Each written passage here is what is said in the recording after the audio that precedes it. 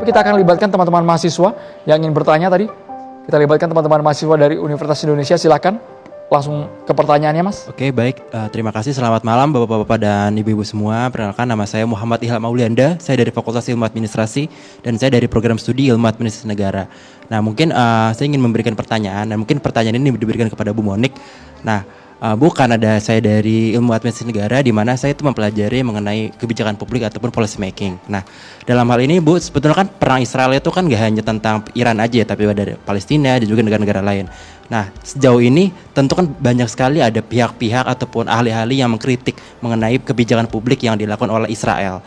Nah, pertanyaan saya adalah apa sih yang mendasari ataupun apa landasan filosofis yang mendasari kebijakan perang Israel ini terus ditindaklanjuti hingga sekarang? Apakah ada pihak-pihak yang menentang akan hal tersebut atau justru tidak ada, dan bagaimana proses demokrasinya? Terima kasih. Ya. Pada saat Israel masuk ke Gaza 2023, Oktober 2023, itu karena ada pemicunya. Pemicunya adalah Hamas melakukan teror pada 7 Oktober 2023 yang menewaskan 1.300 orang dan mungkin lebih, dan menculik, menawan di masa modern ini. Menculik orang Israel, orang Thailand dari tempat tidur mereka, dari rumah mereka dibawa ke Gaza. 253 orang. Dan kita tahu Hamas ini juga sama, dibentuk oleh Iran. Jadi kenapa ada kebijakan perang? Karena untuk memulangkan para sandera atau tawanan yang ada di Gaza, tentu tidak bisa para orang tua dari para tawanan ini untuk datang ketok rumah minta sandranya dipulangkan. Pasti harus ada perang, seperti yang terjadi di Indonesia. Kalau ada penawanan, ada penculikan, maka kita melibatkan polisi. Demikian juga konteksnya adalah sekarang teroris menyerang halaman rumah Israel. Tentu Israel harus mengambil tindakan. Tindakannya apa? Ya, dia pasti harus memulangkan sandera-sandera tersebut. Puji Tuhan, Oktober 2025 semua sandera hidup bisa dikembalikan atas apa? Perintah dari Donald Trump, Presiden Amerika. Indonesia turut serta di Syam el-Sheikh, Mesir. Waktu itu untuk apa? Gencatan senjata dengan Hamas. Kabar baiknya sekarang buat Hamas, menurut Menlu Amerika Marco Rubio, Hamas bersedia melucuti senjata.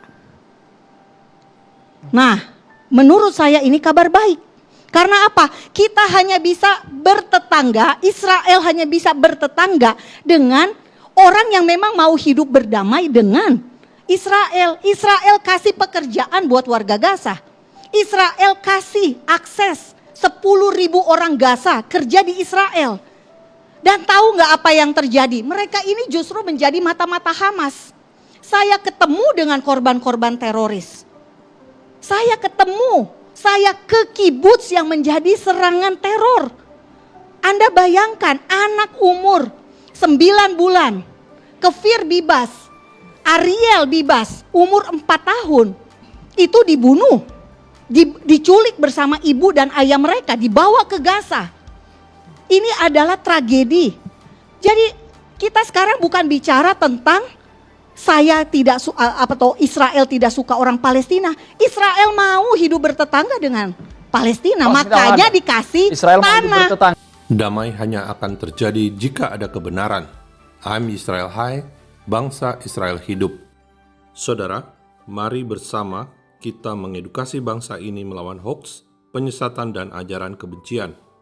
Anda dapat mengundang Fakta Israel ke komunitas Anda, gereja, sekolah, ataupun yayasan Anda. Sahabat Shalom, Tuhan kita Yesus Kristus Yeshua HaMashiach memberkati kita semua.